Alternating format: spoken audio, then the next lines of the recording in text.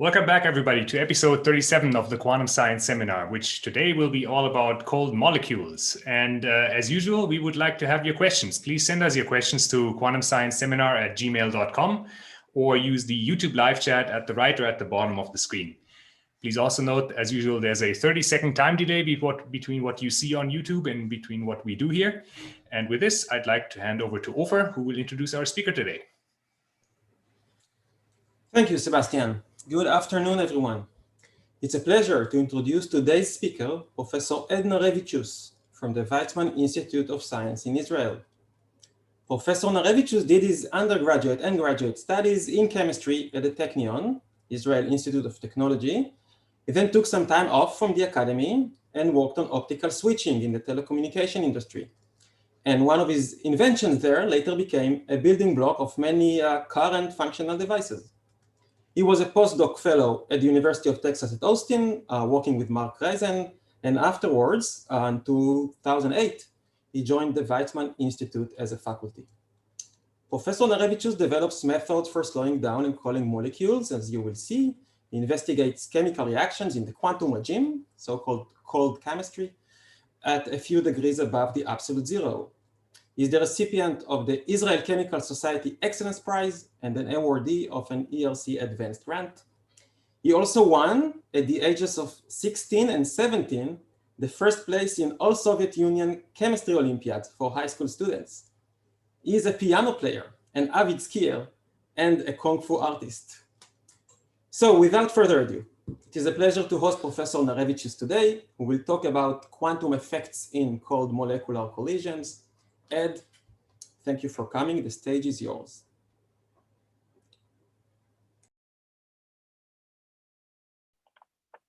Arthur, thank you very much. First of all, thank you for the invitation. It's really great in times like that, to see actually people. So I'm grateful for this invitation. And let me really immediately dive into what we do in our lab.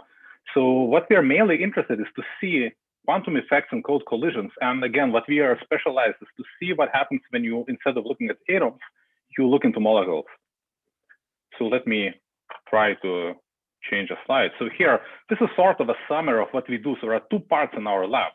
One part is looking at quantum effects in two-body collisions, including tunneling resonances, so shape resonances. We also detected Feshbach resonances. And the most interesting question that bothers us is to see what happens when you introduce internal degrees of freedom. So for example, molecular rotation, bring it into game. How does it change the quality behavior of these systems? The second part of our lab is pushing molecules even colder. So, if we talk here about millikelvins, we really would like to go into quantum degeneracy of molecules. And for that, we try to develop new methods of cooling. And this is a really new field. It's really quite difficult. And I hope to convince you that we are doing something interesting and new. So again, sort of to summarize, what we do in our lab is precise quantum state resolved experiments at quantum limits. So first of all, let me introduce you how we play our game. So what is the main player in our experiments? So you need to cool atoms or molecules. You want to do it as general as possible, meaning you don't necessarily want to use laser cooling. So there is a really old workhorse for chemical physics, which is called supersonic expansion. It's a very simple method. All you do, you take gas at high pressure, from 10 to 100 bar, and let it expand into vacuum chamber. So we don't do it continuously, we do it in a pulsed manner. So there's a very short burst of gas, order of magnitude of 10 to 50 microseconds. And what is nice, that of course, adiabaticity, adiabatic expansion happens during this expansion, and you cool down your bunch of gas to very low temperature. So how low? So here we are showing a supersonic expansion velocity distribution for krypton gas. So you see the thermal cells would have a very broad distribution centered around 250 meters per second. So what happens when you cool down that beam? You have a collapse of velocity distribution to a very narrow, near Gaussian. And if you measure velocity distribution within the moving frame of reference, you will see that you're quite cold. You easily reach temperatures under 1 Kelvin. Densities can be quite high, so really close to the orifice, there are 10 to 15 molecules or atoms per centimeter cube. It's a general way But of course, there is a price that you have to pay, and the price is that you get a very cold bunch in a moving frame of reference. So this bunch can be quite fast. It can go up to 3,000 meters per second, 3 kilometers per second. You can visualize these beams. So this is, for example, it's a nice picture that we get in our lab. You ignite plasma. This is the expansion of argon. And you see that these are not actually so simple beams even to propagate in the lab. So you see that every time we hit something, which is at room temperature, you start getting shock waves. Shock waves block propagation. So there's a lot of interesting physics even in that expansion cell. So again, what we are after? So in two-body physics, right? So the easiest is open, latest book on advances in atomic physics by Claude Cohen-Tanucci and David Guerriot-Deligne. And you find these type of graphs. So what do you see here? This is low energy scattering. So you see 5 decades of energy. This is in Kelvin. So from 1 Kelvin down to several microkelvin, you see Wigner regime. This is a threshold scattering. And then you start seeing these nice peaks. So these peaks correspond to scattering resonances. So what is a scattering resonances? So take a potential of interaction. You see this is a very simple form, long range, attractive. So this is electrostatic. Short range, you have repulsion, two bodies, they cannot penetrate. And then if you add angular momentum, you start forming a centrifugal barrier. Now at certain energy, there is a state that lives, let's say at this energy, right? And it is bound from one side by a wall, and from the other side, it has this finite barrier. So finite barrier gives rise to tunneling, and you will leak slowly, you will leak out depending what is the area under the centrifugal barrier. So these are the resonance states, and you see the signature of resonance states as a peak in a cross section. So there are many graphs that you can find in literature, in books, but this resonance, does it appear here? How do you know? So as an experimentalist, you want to measure that phenomena. And this is not so easy because you have to push your experiment into quite low energy regime, somewhere where the Broglie wavelength is on the order of interaction, of a characteristic interaction length. And you have to be able to tune that collision energy. So how do we do it? As I told you, we are using supersonic beams. So we are beam-based, most of our experiments are beam-based. So there are two sources. As I told you, the biggest problem is that also they are very cold, they are too fast. So if you let them collide in our laboratory frame, our collision energy will be in the hundreds of Kelvin, so far away from where these resonances live. So we did a very, very simple trick back in 2012. One of the beams carries paramagnetic particles. It can be molecules. Most of the atoms are paramagnetic, and they bend the trajectories. It's a simple magnetic wall. It's a very high magnetic field gradient. All it does, it bends the trajectories, and after that guide, we have two of our clouds riding together. So both of them ride at very high velocities. For example, in this experiment, it's 1,000 meters per second, kilometer per second. But the relative velocity now we can tune. We can tune from thousands meters per second down to 0. And then the only limitation is the standard deviation of velocities within the beam itself. And that allowed us to make several really nice experiments. First experiment, we already saw scattering resonances for simple collisional systems. And immediately we see really funny effects. So for example, if you see these resonances, you can look into isotope effect. You can look at the molecular rotation effect. You can look at reactions at long range. So I will focus today on this, on shape resonances and molecular rotations, just to show you how atoms and molecules differ. So let me bring you back to our experiment. So what do? We have two molecular beams. One carries paramagnetic species, which is metastable helium. It's a triplet S state of helium. The other carries H2. Now H2 actually has two strange lives, right? 25% of hydrogen in expansion will be in rotational ground state. 75% of hydrogen will be in rotational excited state. This is because of symmetry. I don't want to spend too much time. It's really funny, but it's a symmetry. So when you do experiment, 25% ground state, 75% in the excited state. Now we can play games and we can generate completely pure para hydrogen, which is rotational ground state, and we can subtract, so we can give you cross sections for two of these states. What I show you in this graph, so on the x-axis, this is collision energy. On y-axis, this is reaction rate. What is reaction? Reaction is ionization reaction. So after collision, we generate H2 ions, and we simply count these ions as a function of collision energy. So the starting point is room temperature, about 300 Kelvin. We reduce collision energy, and you see that both of these species behave very similar. This is almost within error bar of each other. So, and this is, of course, a classical regime, right? Many partial waves participate in collision here. It's really a classical phenomena, nothing interesting. And you see that classically, these two rotational states are exactly the same. What happens when you hit the resonances? When quantum mechanics becomes important, the picture is completely different. So you see that the strongest resonance appearing at 0.2 Kelvin at 200 millikelvin belongs to a well-defined, to a single rotational state of H2. Only rotational excited hydrogen has the shape resonance at this particular energy. So it's really funny. These two species, right, rotational excitation, I can measure with a very high precision without any lasers in simple collisional experiment. So again, classically, two hydrogen molecules in two rotational states are exactly the same. Quantum mechanically, they're completely different species. Why? When you have to dive a little bit into interactions, and then you will see that what happens that, I don't want to give you too many details, but the idea is very simple. A parahydrogen, the rotational ground state hydrogen, actually sees only the symmetric part, isotropic part of interaction potential. So in that sense, rotational ground state hydrogen is an atom with mass of 2. Now, when you introduce rotational excitation, you start probing the anisotropic part of potential, the part of the potential that depends on molecular axis. And that, again, you see it only when you are rotational excited.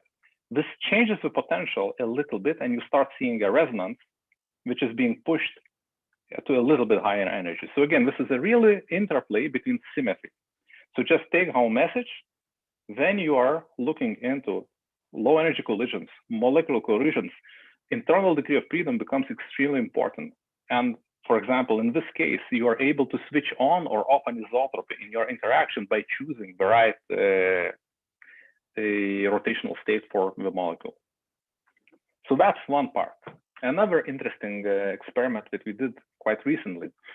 So what I show you here in this slide, again, these are cross sections for 3 different isotopes now. H2, HD, and D2. Again, you see that resonances appear at different positions because of different reduced mass.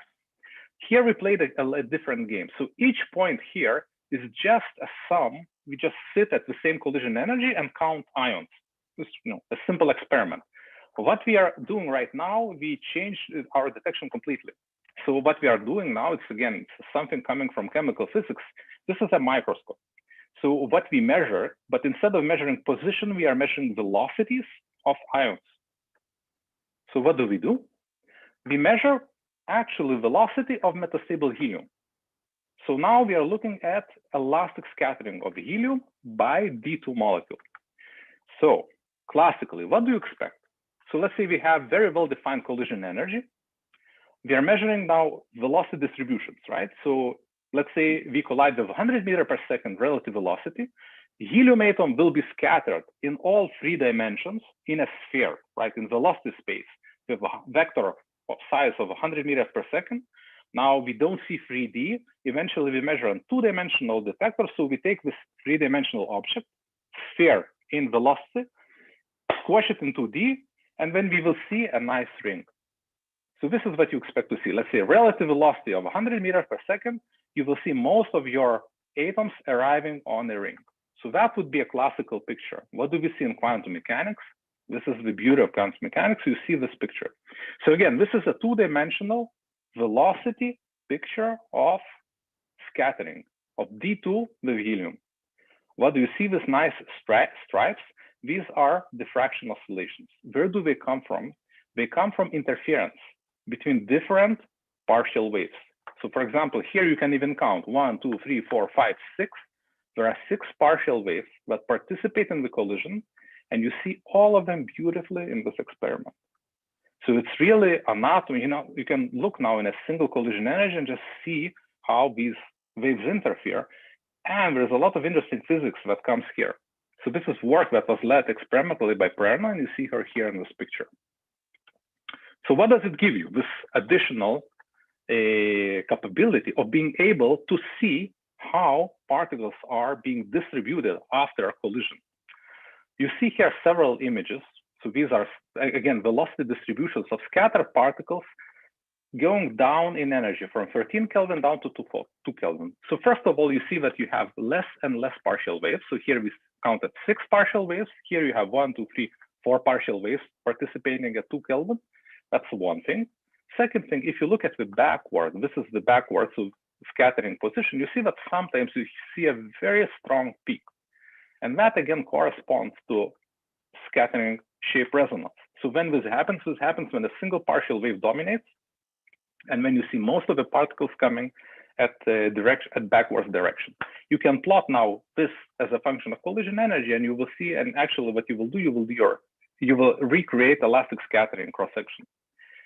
Funny enough, it is actually quite different from inelastic scattering that we measured a long time ago, and we have a really interesting actual observation here. Now we are able to tell apart these different types of shape resonances. So shape resonance that appears in both elastic and inelastic scattering lives behind the centrifugal barrier. So this is the black wave function. So it's really bound by tunneling. So it mostly lives in short range, and we see it in both inelastic and elastic. Now, this peak at about 2 Kelvin, I'm sorry, it's about 4 Kelvin, appears only in elastic scattering. And this is a resonance that is not bound by tunneling anymore. It really hovers above the centrifugal barrier. So it's very different. Actually, if you think, it really has a nice classical analog of orbiting. So this paper just appeared in Nature Chemistry, and the theory was done by Daniel Reich from Christian's group. What else? So there was something that really bothered us for a long time when we started measuring these resonances using these two-dimensional velocity distributions. What did we notice? We noticed if we measure resonance position as a function of energy at different angles, we saw shifts in energy. And this is really puzzling, right? You would think that the resonance position should not depend on which angle you are measuring. Your cross-section is higher, it should be higher for every and each angle. But that was not true. So these are our experimental results together with exact theory. So you see that this, again, this is a cross-section as a function of energy. Now it's in units of gamma, of a resonance width of lifetime, if you like. So you see that actually we get very different shapes, and sometimes the shift, so you can see shift from one cut to another cut can be on the order of gamma itself. And that was really puzzling. So what's happening here? It's a very nice actually explanation, but what you see here is analogous to Fano resonance, Fano line shapes. Where do they come from here? Why Fano in elastic scattering and in angular resolved cross-section? So here again, I'm showing you now a model and our calculations. And the model is quite simple. So if you look, right, in differential cross-section, there are two contributions. So you have a resonance contribution, which is Bright-Wigner formula, and you have a background contribution, which comes from all other partial waves. Whenever you have angular resolved cross-section, actually what you have interference between resonance and background, right? You saw that we have this nice trice, we come from interference, and where do you see it? You have to take, two complex number, sum, and take the absolute value square. And that's exactly the Fano formalism. So now, why you don't see it in the total cross-section, of course, because each partial wave, you have to take the square, absolute value square for each partial wave, and the interference disappears. So every time when you look in angular dependence, you actually bring in interferences between resonance and the background, and this gives rise to this nice Fano shapes that you can look at them exactly using the Fano formalism. So it's really strange because usually you don't associate Fano with elastic scattering. You think it should be, you should see it also in the total cross-section, but Fano will appear again when you introduce interferences, and you introduce interferences when you take angular distributions into account. So that sort of really gives us explanation. Why did we see this shift? So these shifts are coming from interference. And now we even can find what is the relative phase between resonant part and the background part from experiment. So until now, everything was, what we did was using what nature gave us: supersonic beams, distributions. Is that the only thing? So why did we see, for example, these nice interferences in scattering cross sections in angular result? Because we started with a very well-defined plane wave, monochromatic beams. Is it the only thing that we can do? No, actually, we can play really funny games here, and this is something that we started doing half a year ago. What we want to do is actually, instead of doing scattering with plane waves, to do something more interesting. And what is more interesting? Well, tell me what wavefront you want. We can, of course, build it using masks. And for fun, what we did first, we built a mask that produces orbital angular momentum. So this is not from photons, this is not from electrons. And this is the first experiment that we do with a particle that has internal degrees of freedom, with atoms and molecules. So this is an experiment run by Alan Lusky, and it really started working months ago.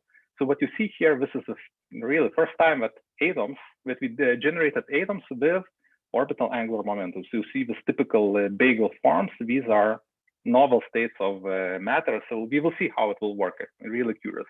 So the flux, of course, is not very high, but hopefully we can push it further away.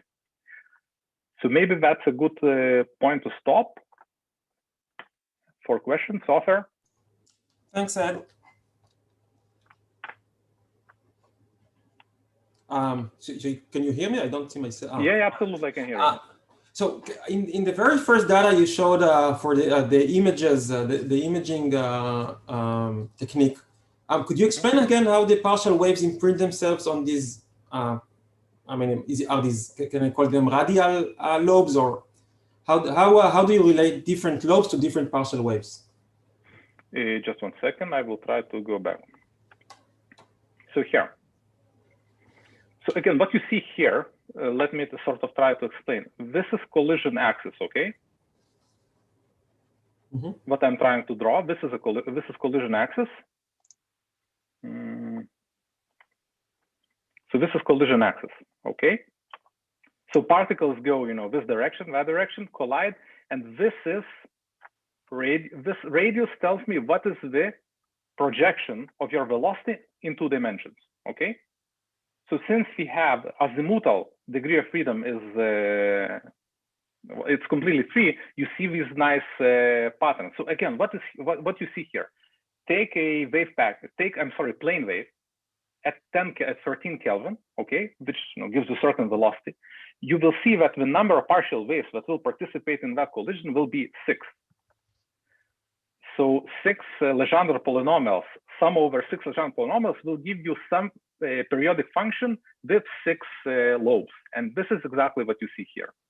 So this is interference between 6 partial waves. Is it clear, Arthur? Yes, thanks. There is a question that is perhaps more general regarding the supersonic expansion versus other cooling methods, such as Stark slowing, magnetic slowing. Can you say something about advantages and disadvantages of the different methods for cooling molecules? Maybe we can talk. I mean, I didn't actually speak about deceleration at all. This is the beauty of what we did until now, right? Until this part of the lecture, we didn't decelerate at all. All of these collisions, right, at even 0.2 Kelvin were done in the moving frame of reference. So our beams are still extremely fast. They're kilometer per second fast beams, but the collision relative velocity can be as low as few meters per second. So there is really not much to compare here. We don't decelerate. That's the point. If you want to do collisions, right, you don't necessarily have to trap. You don't necessarily have to slow. You can do it in a moving frame of reference, like Galileo still works. Okay. I will compare this in the next part. Next part of the talk, I will talk about deceleration and trapping, and then definitely we will talk about. I can definitely give a sort of a little bit of a maybe comment on the different methods of deceleration. Right. Okay.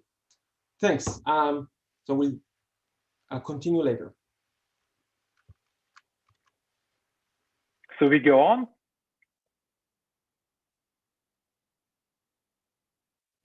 Yes. Okay. Ofer? Yes, please. Carry on. Excellent. So let's now think next. So I think the two-body quantum mechanics we really understand quite well. We have a lot of understanding, especially what happens with the internal degrees of freedom. Now let's go next, right? So next frontier, to start seeing many body effects with molecules, but for that we have to go to even lower temperatures. So we are now limited to few millikelvin. In order to be dense enough and cold enough, we really have to push to microkelvin. And how do you do that? Of course, this is a typical way that atoms are being cooled. You start with a thermal source, you decelerate, not necessarily, sometimes yes, sometimes not. Eventually you build a Mott, and the last step, again, in 99% of experiments, is evaporation. So challenges with molecules. So what can you do? There are really beautiful experiments with laser cooling. And this is something that we also will have to go over. And what is the complication with molecules? Of course, internal degrees of freedom. So it's quite difficult to close transitions in rotations. It is possible. So Junyi had a really great idea how to do it, again, using symmetry.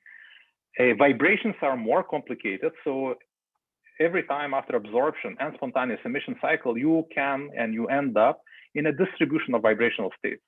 So in order to bring each one of these states back to cooling cycle, of course, you have to use repump lasers, and they're usually on a completely different wavelength. So you cannot use any more tricks of, just shifting a little bit wavelength. But again, this has been done. This is a really interesting field. And again, as I said, probably we'll have to also do this to do this as well. So leading groups from DeMille, Doyle, Mike Tarbot, and June. These are beautiful experiments. Now, so these are direct cooling methods. You really do exactly the same as with atoms, but now with molecules. So it's more complicated, nevertheless feasible with a few special molecules. What is indirect cooling method? So supersonic beam is an indirect cooling method, right? It comes for free. It's a simple adiabatic expansion. So what else can be used? For example, this is what John Doyle is using, and still is it's just buffer gas cooling. So use a dilution refrigerator, introduce helium-free, and cool it by collisions while you trap in high magnetic field. That's one way to do it. Another way to do it is to use supersonic beam and to decelerate it using Stark decelerator. So this works excellent for molecules that have, of course, Stark effect, right? So you have to have a dipole. Another method also, this is a real interesting experiment coming from a Rampart group. So it's a similar source like in John Doyle's group. So again, you use buffer gas, cool molecules, but still generate a beam. It's a slow beam. In his case, it's molecules, again, that have dipoles, so you can electrostatically guide. You can trap them electrostatically, and I think that Zeppent and Martin showed that you can even cool them using really smart schemes of cooling. So these are different methods. Now, so we are in a different world. We are similar to Stark decelerator, but we are using magnetic fields. Why magnetic fields? It's a little bit easier. Actually, there are more species that you can play with, because more molecules have linear Zeeman effects than linear Stark effects. Also, you can play games and decelerate atoms together with molecules. That opens a lot of interesting possibilities for cold chemistry. So how our experiment works for cooling molecules. So again, 3 parts, very similar to atoms, right? We start with a source. Our source is not thermal, it's supersonic. Why supersonic? Because we want to cool internal degrees of freedom. I know how to cool, right? I know how to stop. We know now how to cool a relative degrees of freedom, but there are no good methods to cool internal degrees of freedom.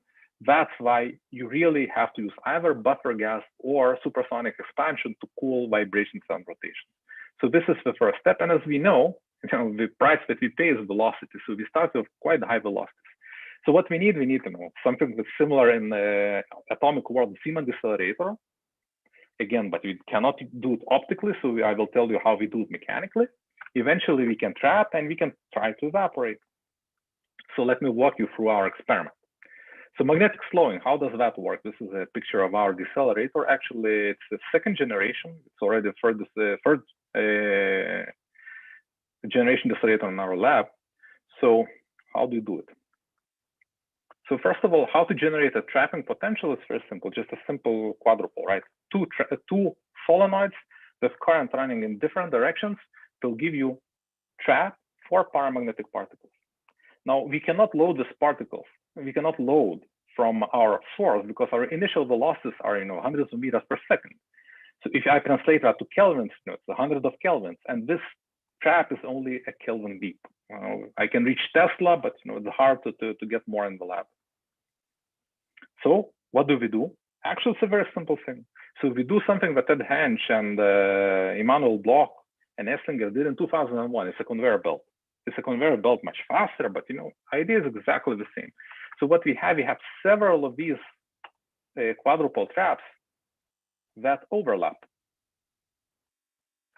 So they overlap in space. So you see there are 3 traps, each one is a different color, and we send current in a way that they overlap also in time. What does it generate? It generates a magnetic trap that moves in time. So this magnetic trap moves in time and brings molecules from few hundred meters per second, 600 meters per second, down to 0 within 10 milliseconds. So first experiment that we try to do is, after the deceleration, is to trap and by using really simple setup, just permanent magnets. So of course, it's not so simple, right? You have to cancel the field, you have to open the door, but we can do that. We can load, and that was a few years ago, and that was interesting, but not so nice, because what you see here, this is our signal of molecules. This is O2. Also, we added lithium for fun as a function of trapping time. And you see, first of all, 2 things. It's an exponential decay, and it's extremely short time. So the lifetime was really, really low. So you see that oxygen, we were able to trap for less than a second, which is nice, right? It's a proof of principle, but of course, not very nice to study collisions on that time scale.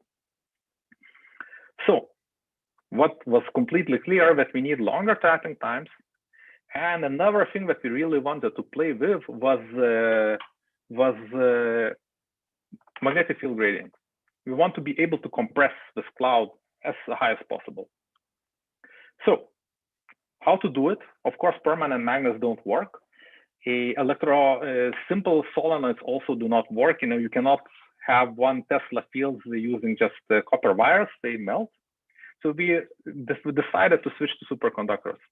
The only superconductor that actually you can switch on fast is a high temperature superconductor. And it was really super surprising for us.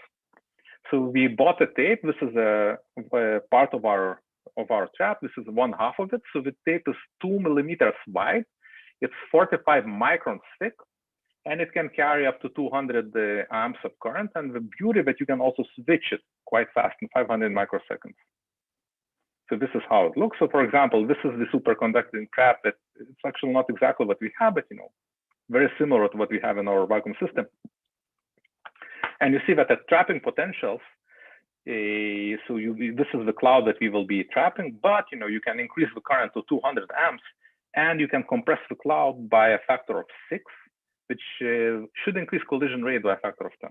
So there's one more additional degree of freedom now that we have in our lab. So this is the latest, greatest experiment. What do you see here? This is the supersonic source, decelerator, which is about now 5 meters long. We go into a trap, which is here, the superconducting trap, and detection is done by ionization. So we come with a UV laser, we ionize O2 molecules, and we count ions. It's really technically quite challenging. You can see the scale here. It's a few centimeters. Each coil is 1 centimeter across. And so this part of the decelerator is actually outside, right? It's in atmosphere.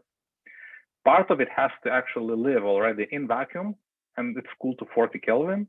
And the last part, which is the superconductor, is cooled to 15 Kelvin.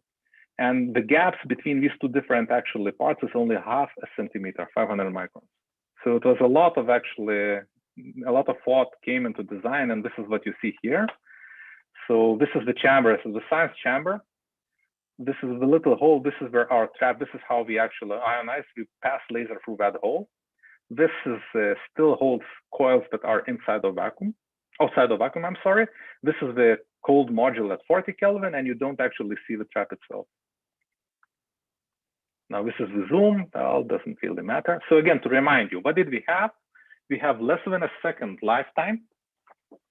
Now, let's move on with the new trap. So we start with a lifetime measurement of oxygen at 50 millikelvin. So this is really the shallowest trap that we tried. And you see that we have a lifetime increase from half a second to 50 seconds. What is not nice, you see that it's still a beautiful exponent, meaning there are no collisions between trapped particles. The loss is really only due to interaction with background gas. But you know, you can trap it for minutes now. Now, what happens when you increase density? What does it mean to increase density? Actually, we increase the current on our superconducting coil, and we compress more and more the cloud. So when we are at 800, you see that we start seeing this beautiful non-exponential decay, which clearly shows us that there are collisions now between trapped particles. So this is the first experiment that shows collisions, bimolecular collisions, with trapped molecules without any laser cooling. So this is the nice part, of course, of this experiment. What is the bad side? Let's say we did, well, why did we build it? We wanted to try evaporation, and we tried evaporation, and that did not work. Why this did not work? So how evaporation works? Evaporation works by collisions, but collisions have to be good, right? They have to be mostly elastic. If you have a portion of inelastic collisions, what will happen? You will simply lose molecules out of trap, and they will never participate in the cooling cycle. For evaporation to work, you have to have the ratio of elastic to inelastic order of 100. So you can allow 1 in 100 collisions to be inelastic. Unfortunately, you know, you would say do theory, right, and calculate it before you do this experiment. But theory is extremely complicated. Even for lighter molecules that have less number of states, it is difficult. This is, for example, for magnesium, I think, and an H molecule. And this is a theoretical calculation which exactly calculates the ratio between elastic and inelastic. So elastic is the red curve, inelastic is the blue curve. Now, this is parameter, lambda is a parameter. It's a simple scaling parameter where our theory colleagues take the potential that is calculated and scale it. Why do we do that? Because the potential, again, it's also difficult to calculate. It's not, you know, exact. It's unfortunately, there are still errors, and we estimate that the possible error is within 10%. And you see how sensitive is this calculation towards really minute changes in your interaction potential. So you see that part of the potential, right? For example, if you are lucky, and nature indeed is in this area, right? And let's say where you have 1 and plus 5%, everything is great. You see that the elastic collisions are much more probable than inelastic. But if you are here, right, at this 97%, you're completely done. It's the same order of magnitude. And again, we were not as lucky. And when we tried evaporation, indeed, molecular oxygen collisional properties are not great. So for every 6 collisions, 1 collision will be inelastic. So evaporation didn't work out. So loading worked, collisions worked, but unfortunately evaporation didn't. So what are we doing right now? Actually, we are playing with different molecules. So today we decelerated NH and NH2. These are also 2 radicals. We don't yet see collisions. We'll have to work a little bit better on our source to see if we can reach densities high enough to observe collisions. But we are also preparing for plan B with the NH radical. So NH radical is actually a nice molecule. It's a simple molecule, very high rotational constant, but it also is one of these molecules that can be laser cooled. So with light at 335 nanometers, you have a very strong transition, which can be in principle closed. And this is exactly what we will try. So why to do it? Why actually we have any advantage here? So when you think, right, and maybe I will bring you back to this deceleration scheme, right? Actually, slowing is one of the trickiest parts, right? Because in every experiment with cold anodes or molecules, you start with a fast source and you want to end up with trapped particle, right? So this is thermal source and this is, let's say, your moth. Usually MOT capture velocities of molecules are not very high. They are on the order of 5 to 10 meters per second. So the key point is to connect the source to your capture velocity within MOT. And this is and with molecules, it's extremely difficult because you cannot scatter many photons. So it's very difficult to build Zeeman slower, right, optically for molecules. It's really, most of the molecules are lost in this stage. We actually eliminate that loss 100%. Whatever we catch in the first trap, we can decelerate to 0 velocity. So our starting densities will be far higher. So I think this is the main advantage, if you think about magnetic slowing for molecules, it's really to connect source with MOT. So I think that really everything looks on paper very positive. I think that in principle, we don't see any roadblocks, but of course, there is a lot of work to be done. So, if anybody is interested in building a MOT with molecules, please, do contact us, and we will be happy, to get more people on our team. So let me go then back. Sorry. Let me finish with the slide. This is the extended group. Main people here are, who did the experiment on deceleration. This is Martin. He was a postdoc. Experiment was led by Yair Seget. He's now moving to Berkeley for a postdoc. And Mikhail Karpov. He was a student on this.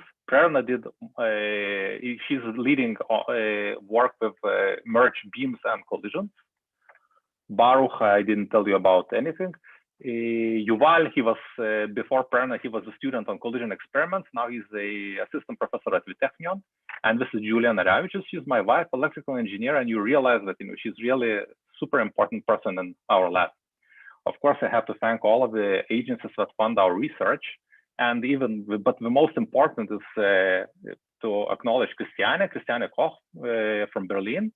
She's our theorist, but it's not only theorist that you come and show your results and look for calculations. She's really a colleague. It's the best colleague to have. We do a lot of brainstorming. We think about new experiments, new ideas. So it's really a long-term collaboration. I'm grateful that she's working with us. And thank you for your attention. Thank you, Ed.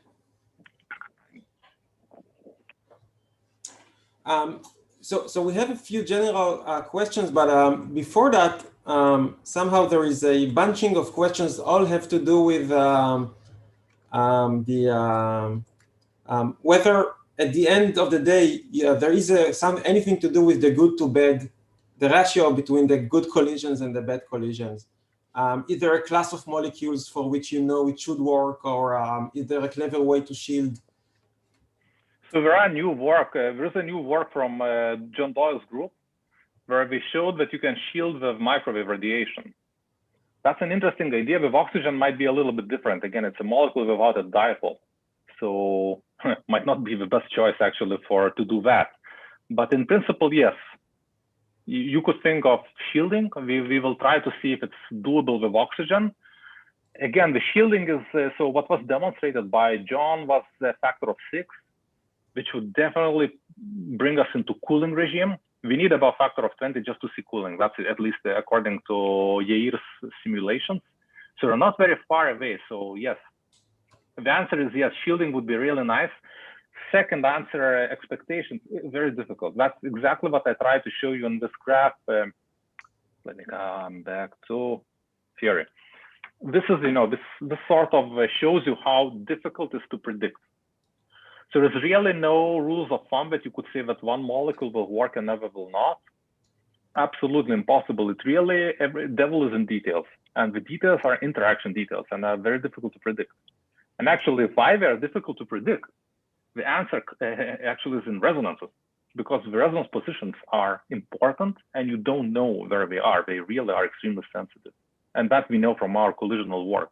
It's to calculate position of resonance, you really have to work extremely, extremely hard. So this is doable for light systems, for hydrogen and helium that we did. But for O2, I don't think there is a really good chance to do it.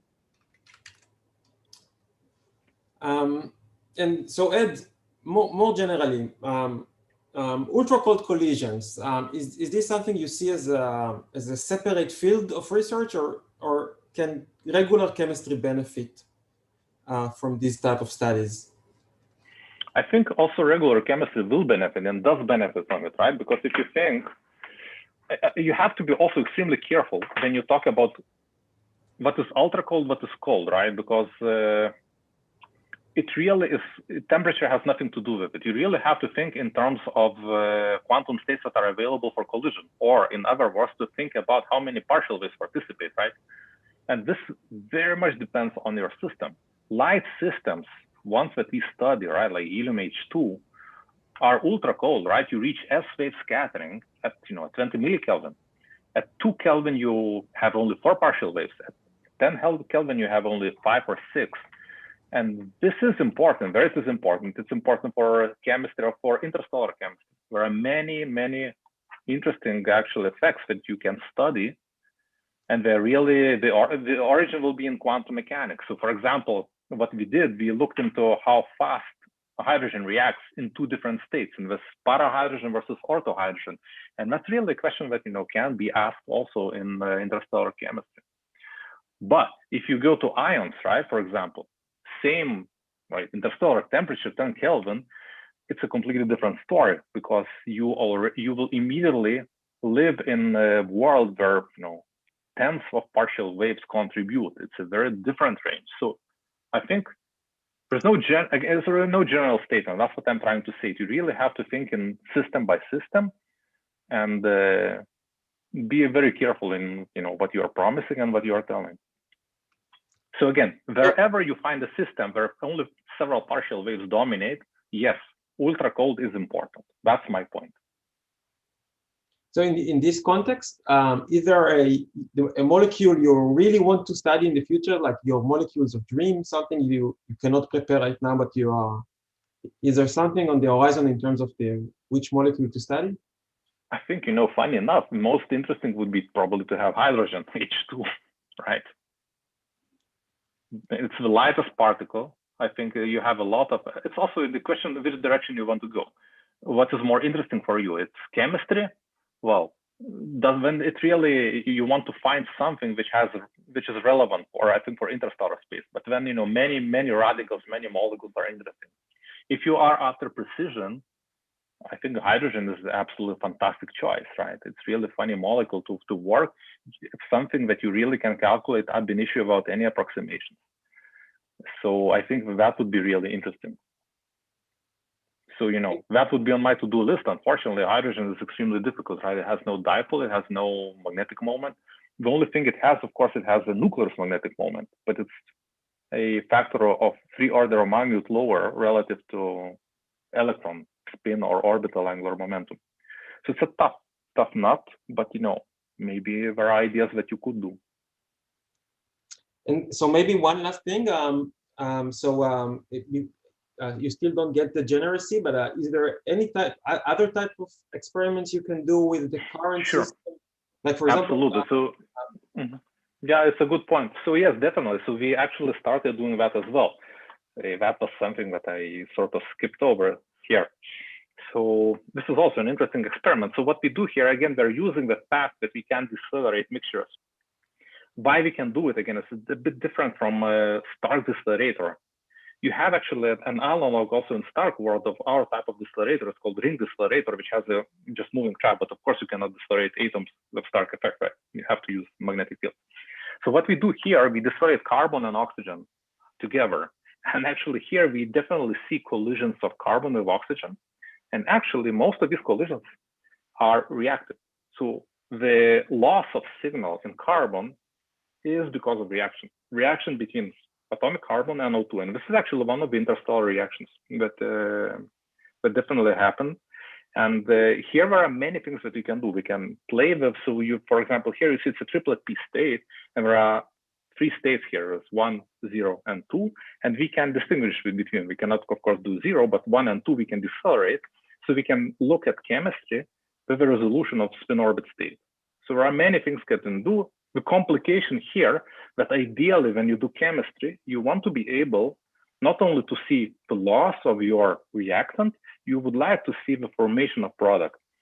And it's not easy, but definitely possible. So you can think of it, it's really that what we have here is a magnetic beaker, right? So we can really do now reactions within this setup. And the advantage is very simple, right? So when you do reactions, as we do in another experiment in beam merging, the whole time that we have for a reaction to take place, it's just about a centimeter divided by 1,000 meters per second. It's actually 10 microseconds. Now, with this setup, we have observation time in minutes. Well, not tens of seconds. So we can definitely see much higher precision. We can see also slow processes. So yeah, there are definitely things that can be done on chemistry side with this setup. Well, Ed, thank you very much. Thank you for an insightful talk and also for these exciting results. And with that, I bring it over back to Sebastian. Thank you also from my side, Ed, for a very cool talk on cold molecules. And next week, we will have yet another talk. On March 4th, there's going to be Florian Schreck talking about super radiant lasers and continuous wave BECs. And you should certainly check out our sister seminar, the virtual AMO seminar, where tomorrow they will have Nervis Mavalvala speaking about gravitational waves. If you want to get notified about what we do, please go to our website, quantumscienceseminar.com. You can subscribe to our email list, our Google Calendar. You can follow us on Twitter now. Thank you for your interest, and we hope to see you again next week. Same time, same place. Bye.